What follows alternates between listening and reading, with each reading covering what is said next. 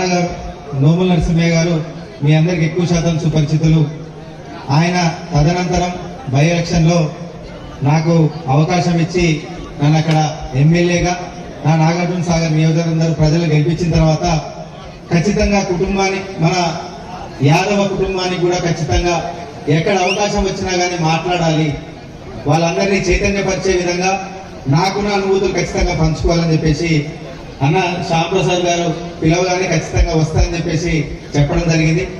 ఇక్కడ ఈరోజు ఉదయగిరి నియోజకవర్గం సంబంధించి యాదవ చైతన్య వేదిక దాదాపు 2.5 ఎకరాలు మన యాదవులందరూ ఒక చోట ఉండి ఒక హాస్టల్లో ఏర్పాటు చేసుకోవడం, ఇక్కడనే లైబ్రరీ కావచ్చు, వివిధ రకాలుగా ఒకే చోట ఉంటే ఖచ్చితంగా చైతన్యం అనేది ఉంటుందని చెప్పేసి భావించి ఈరోజు పెద్ద ఎత్తున ఈ కార్యక్రమాన్ని నిర్వహిస్తున్నటువంటి ఈ కార్యక్రమ నిర్వాహకులు అందరికీ కూడా పేరు పేరున నా హృదయపూర్వక ధన్యవాదాలు తెలియజేస్తూ, ముఖ్యంగా నాకున్నటువంటి అనుభవం ఈ 2.5 సంవత్సరాలు మా నాన్నగారు చనిపోయిన తర్వాత ఒక ఎమ్మెల్యే హోదాలో గమనించిన దాంట్లో ఇప్పుడు ఈ రాష్ట్రంలో జరుగుతున్నటువంటి రాబోయే ఎలక్షన్లో కూడా ఖచ్చితంగా పెద్ద ఎత్తున చైతన్యం రావాలని చెప్పేసి నేను కూడా ఈ వేదిక ద్వారా ఒక సందేశాన్ని ఇవ్వాలని మాత్రం ఇక్కడ రావడం జరిగింది.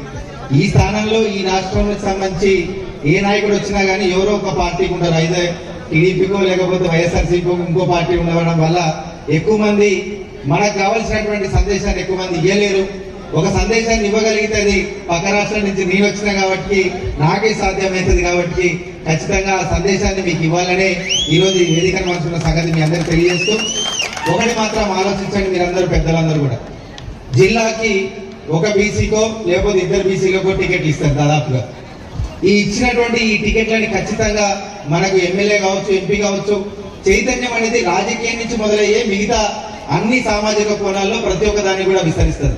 ఎక్కువ శాతం రాజకీయంగా ఎవరైతే ఉంటారో దాని నుంచే మిగతా అన్ని మన ఉన్న విభాగాల్లోకి మన యాదవ చైతన్యం అనేది విస్తరిస్తుంటది.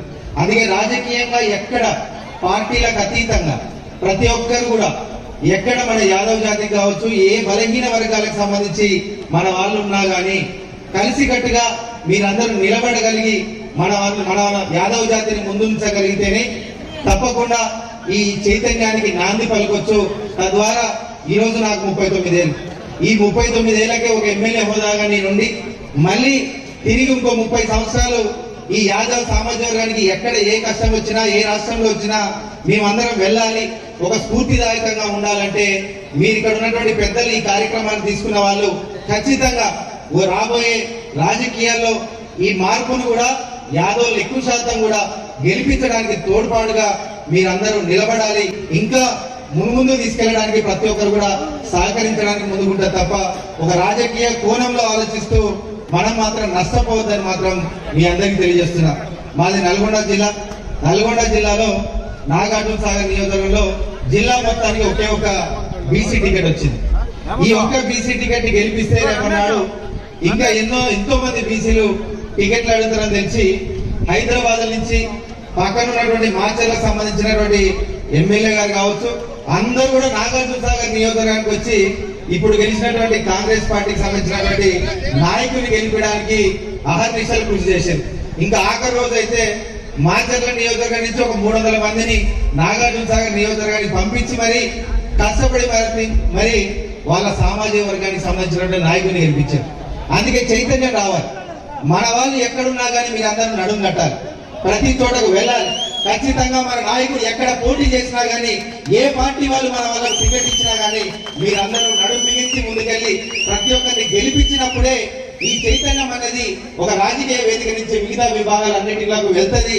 ఈ రోజు ఇక్కడ కడుతున్నటువంటి భవనం కూడా ఒక మంచి శుభసూచకం. ఎందుకంటే ఒక కాడ మన ఒకే సామాజిక వర్గానికి సంబంధించినటువంటి మన మిత్రులందరూ కూడా తోడ్పాటుగా ఉన్నప్పుడు, కలిసికట్టుగా ఉన్నప్పుడు చైతన్యం అనేది అదే విధంగా ఇంకా ముందుకు వస్తుంది. కాబట్టి మీరందరూ ఒక మంచి నిర్ణయం తీసుకున్నందుకు ముఖ్యంగా ఈ యాదవ చైతన్య వేదిక కడుతున్నటువంటి నిర్వాహకులందరికీ ప్రత్యేకమైనటువంటి నా హృదయపూర్వక ధన్యవాదాలు, శుభాకాంక్షలు తెలియజేస్తూ నన్ను ఈ కార్యక్రమానికి ఆహ్వానించినటువంటి ప్రతి ఒక్కరు కూడా పేరు పేరున నా హృదయపూర్వక నమస్కారాలు తెలియజేస్తూ జై యాదవ్.